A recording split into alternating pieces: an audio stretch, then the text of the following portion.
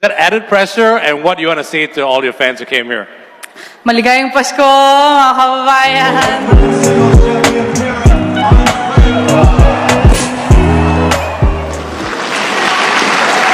So a deuce, no ad scoring.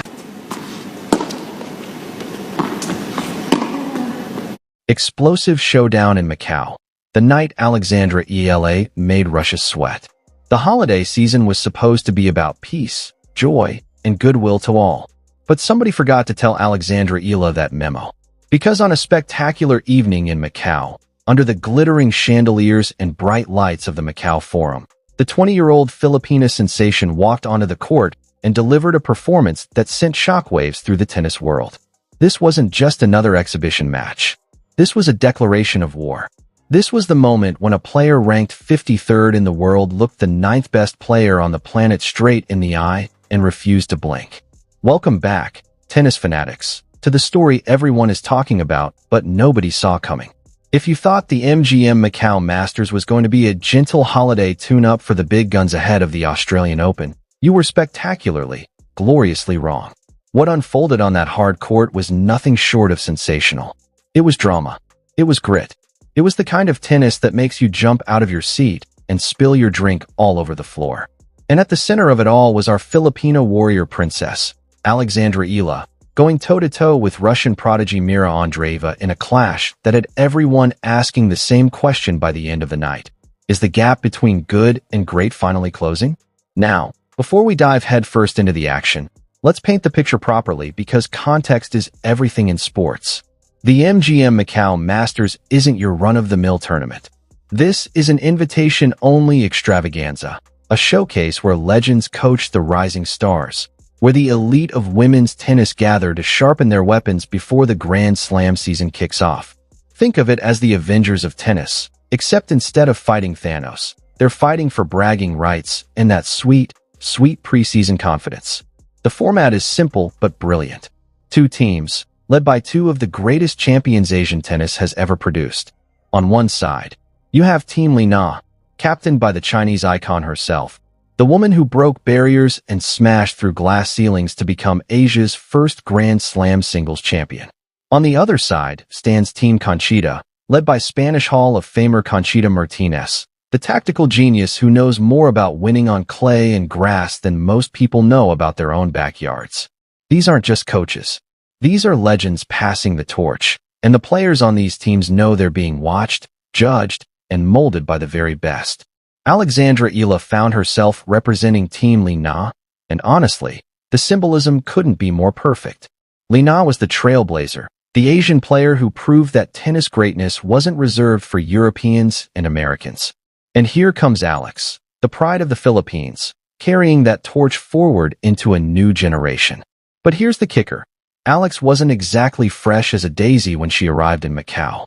Just days before, she had been battling through the grueling heat and humidity of Thailand at the Southeast Asian Games, where she captured gold for her country in an emotionally charged campaign. The girl had barely had time to unpack her bags, let alone recover physically and mentally from that exhausting triumph. So when the draw was announced, and everyone saw that Alexandra Eala would be facing Mira Andreeva, the reaction was pretty predictable. People smiled politely. They said nice things. They talked about what a great experience it would be for Alex to share the court with a top 10 player. In other words, they expected a beatdown. They expected Andreeva to steamroll through this match in about an hour, sign some autographs, and move on to her next engagement. After all, this is Mira Andreeva we're talking about. 18 years old. World number 9. A defensive wall so impenetrable that opponents have been known to weep openly after trying to hit through her for 3 sets. She's the future of Russian tennis, the heir apparent to the throne, the girl who makes seasoned veterans question their life choices.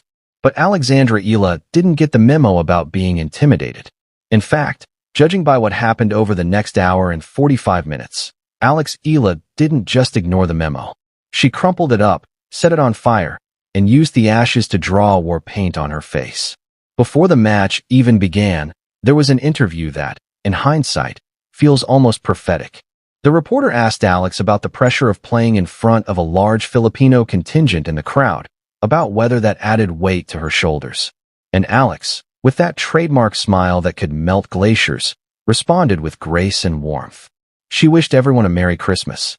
She thanked the Filipino fans for spending their holidays watching tennis.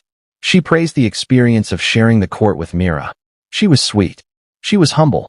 She was the perfect ambassador for Philippine tennis.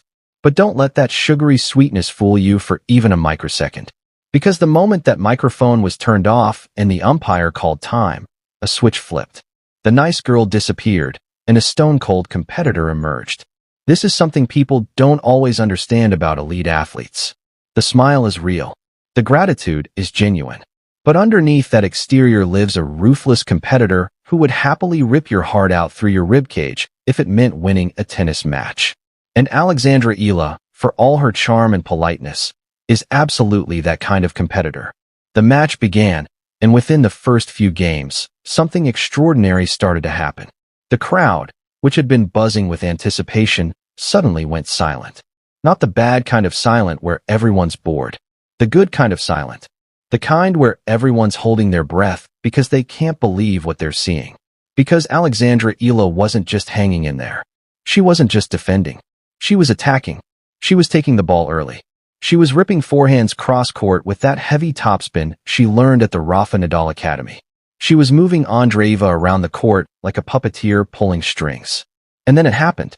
Eala broke serve and took a 2-1 lead in the first set. Let that sink in for a moment.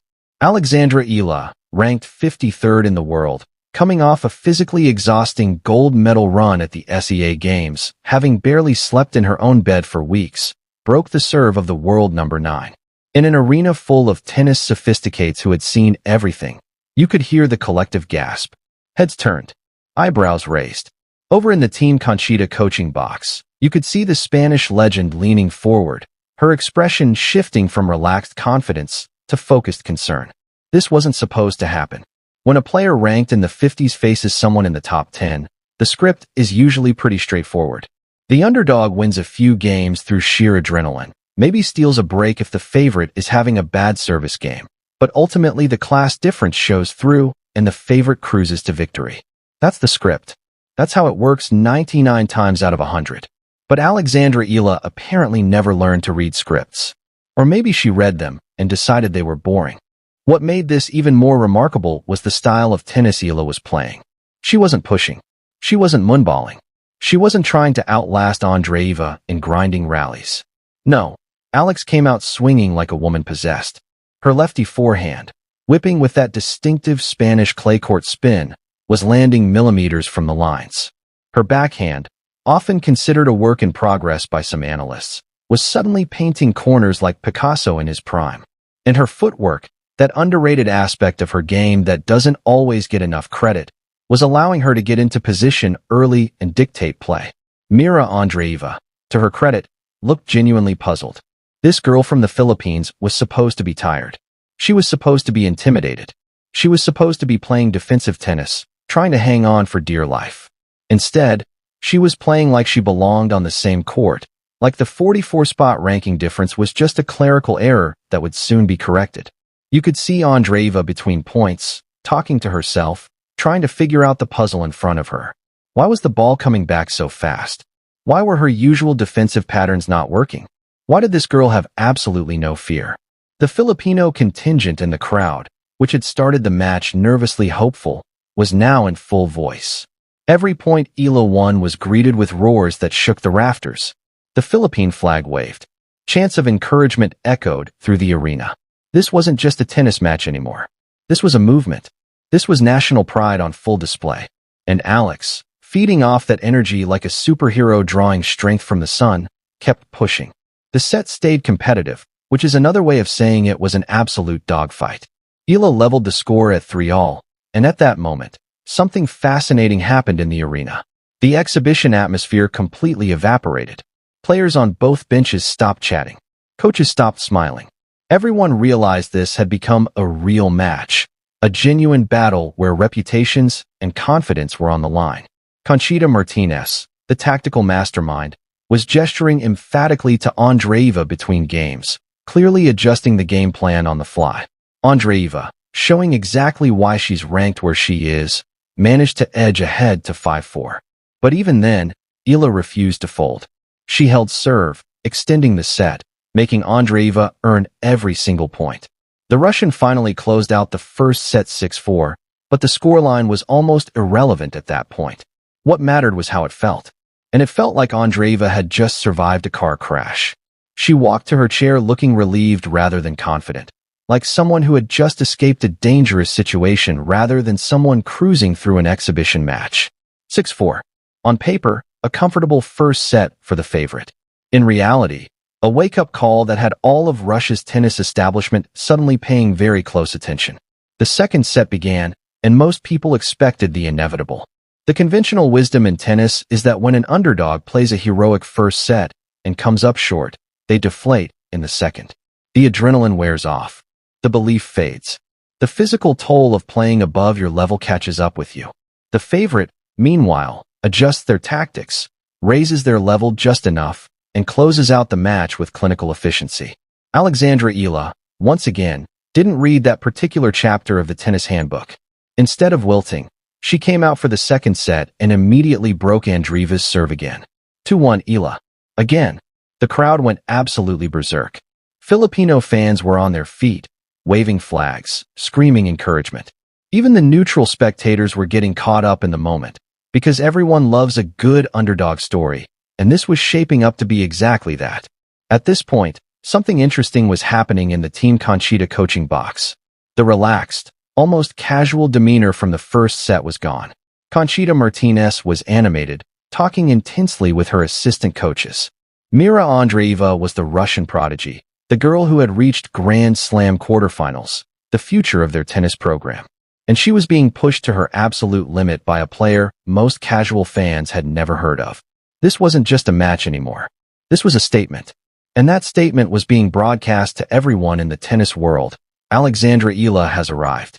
But here's where we have to tip our cap to Mira Andreeva, because this is where champions show their class. Down 1-2 in the second set, having been outplayed for significant stretches of this match, Andreeva could have panicked. She could have tried to blast Eala off the court with power. She could have gotten tight and nervous. Instead, she did what all great defensive players do. She adjusted, she absorbed, and she waited for her moment. Andreeva stopped trying to match Eala's aggression shot for shot. Instead, she started using the dimensions of the court, hitting deeper with more topspin, forcing Eala to generate all the pace. It was a subtle shift, but devastatingly effective. Suddenly, the girl who had been cracking winners for an hour was having to work twice as hard for every point. Andreeva's defense became impenetrable. Every ball came back. Every rally went longer. And slowly, inexorably, the momentum shifted. From 1-2 down, Andreeva won 5 games in a row. 5. And these weren't cheap games built on Eala errors. These were earned through superior consistency, better shot selection, and the kind of tactical intelligence that only comes from years of high-level competition. Eala was still fighting, still trying to find angles and create opportunities, but you could see the fatigue setting in. All those matches in Thailand, all that travel, all that emotional energy expended. The tank, which had been running on fumes and pure adrenaline, was finally empty. The second set ended 6-2 for Andreeva, and the match was over. Final score, 4-6, 2-6. A straight sets victory for the world number 9. On paper, exactly what everyone expected when the day began. But here's the thing about sports, and particularly about tennis. The scoreline doesn't always tell the truth. The numbers on the board don't capture the story of what actually happened. They don't capture the fear in the favorite's eyes when she went down a break in both sets. They don't capture the moments when the underdog looked like the better player. They don't capture the shift in energy in the arena, the way the crowd sensed they were witnessing something special, something important. Because what happened in Macau wasn't just an exhibition match. It was a revelation. It was proof that the gap between the elite and the very good is narrower than many people think. It was evidence that Alexandra Eala isn't just a feel-good story or a regional champion padding her resume at minor tournaments. She is a legitimate threat to anyone on the WTA Tour on any given day. Think about the context for a moment. Mira Andreeva is 18 years old, but she's been on the big stage for years now. She's played in Grand Slam quarterfinals. She's faced down legends. She's been coached by the best minds in the sport. She knows how to handle pressure, how to adjust tactics mid-match, how to close out victories when her opponent is playing well. Alexandra Eala, at 20 years old, is still learning those lessons. She's still figuring out when to go for the big shot and when to play the percentage ball. She's still developing the mental fortitude to maintain her level for an entire match against elite opposition. But here's what should absolutely terrify everyone else on tour. She's already this good. She's already capable of going toe-to-toe with a top 10 player and taking early leads in both sets. She's already physically capable of generating the power and speed necessary to compete at the highest level. The only thing separating Alexandra Eala from the top 20 isn't talent. It's experience. And experience is the one thing that's guaranteed to improve with time. After the match, despite the loss, Alexandra Eala spoke with that same grace and humility she had shown before. She praised Andreeva's level. She thanked the fans. She smiled and laughed and made it all look easy. But make no mistake, behind that smile was a competitor taking mental notes, cataloging every moment of the match, figuring out what worked and what didn't, planning how to close that tiny gap that separated victory from defeat. In the days following the Macau Masters, the tennis world couldn't stop talking about what they had witnessed. Social media exploded with highlights and analysis. Tennis journalists who had dismissed Eala as a regional player started writing about her as a genuine contender. Suddenly, when people talked about the young players to watch in the coming season, Alexandra Eala's name was mentioned in the same breath as the established stars. And in Russia, there was a quiet acknowledgement that something significant had happened. Mira Andreeva had won the match, but she had been pushed harder than anyone expected. The comfortable victory that everyone anticipated turned into a grueling battle that required the Russian to raise her level significantly. The message was clear. The Philippines has a player who can compete with anyone. The Australian Open is now looming on the horizon, and suddenly there's genuine excitement about what Alexandra Eala might accomplish. Will she draw another top 10 player in the early rounds? Will she be able to maintain this level of play over best-of-3 set matches on the big stage? Can she handle the pressure of being a genuine threat rather than a plucky underdog? These are questions we're going to find out the answers to very soon. But based on what we saw in Macau, one thing is absolutely certain. Alexandra Eala is no longer sneaking up on anyone. The secret is out. The tennis world knows her name. And the next time she walks onto a court against a top player, her opponent will be prepared, will be nervous, will know that they're in for the fight of their life. The beautiful thing about sports is that they give us these moments of clarity, these glimpses of future greatness before it becomes obvious to everyone. In Macau, under those bright lights, in front of those passionate Filipino fans, we got one of those glimpses. We saw a young woman refuse to be intimidated. We saw her trade blows with one of the best players in the world. We saw her take leads when she was supposed to be overwhelmed. And even though the final scoreline showed a loss, everyone watching knew they had witnessed something special. This is what makes being a sports fan so intoxicating. This is why we watch. Not for the predictable outcomes, but for these moments when someone defies expectations, when the underdog shows they belong, when the future announces itself in spectacular fashion. Alexandra Eala gave us that moment in Macau. She gave us a reason to believe that Philippine tennis isn't just a nice story anymore. It's a legitimate force in women's tennis. The journey is just beginning. The Australian Open will be a test. The clay court season will present new challenges. The long grind of the WTA Tour will demand consistency and resilience. But if Alexandra Eala can take the lessons from Macau, if she can build on this performance, if she can continue to develop those small tactical edges that separate the good from the great, then we're looking at a future star of the game. Russia may have won the battle in Macau, but the war has just begun. And based on what we saw, it's going to be an absolutely thrilling fight. So what do you think? Is Alexandra Eala ready to break into the top 20? Can she carry this momentum into the Grand Slam season? Did this match prove that the gap between the elite and the rising stars is closing? Drop your thoughts in the comments below because this is a conversation worth having. If this deep dive into the Macau Masters got you fired up about tennis, smash that like button to let me know. Share this with every tennis fan in your life who needs to know about Alexandra Eala's incredible performance. And if you haven't already, subscribe and hit that notification bell so you never miss another moment of tennis drama, analysis, and excitement. The season is just heating up, and trust me, You don't want to miss what happens next. See you in the next one.